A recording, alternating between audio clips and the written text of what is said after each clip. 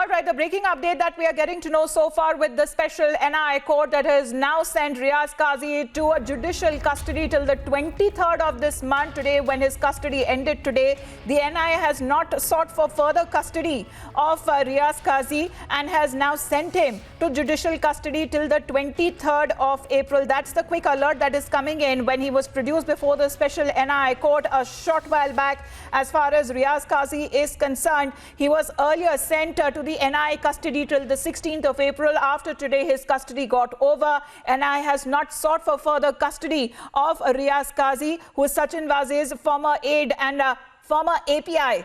Riaz Qazi, who has now been sent to judicial custody till the 23rd of April. We are talking about the investigation that is carrying out by the NIA in the Antalya bomb scare and also the death case of businessman Mansukh Hiren. After back-to-back investigation and such explosive reports keep coming in of the reports that are coming in right now by the NIA, as we are getting to know that the further custody has not been demanded in the special NIA court by the NIA officials, as Waze's aide Riaz Qazi, who was earlier arrested by the NIA and was sent to a 5-day custody. For now, we are looking at the investigation till taking place at a very fast pace, and till the 23rd of this month, his custody, judicial custody, has now been granted by the special NIA court, with the NIA not seeking any further custody of the former Mumbai API Riaz Qazi. This is from the special NIA court when today he was brought back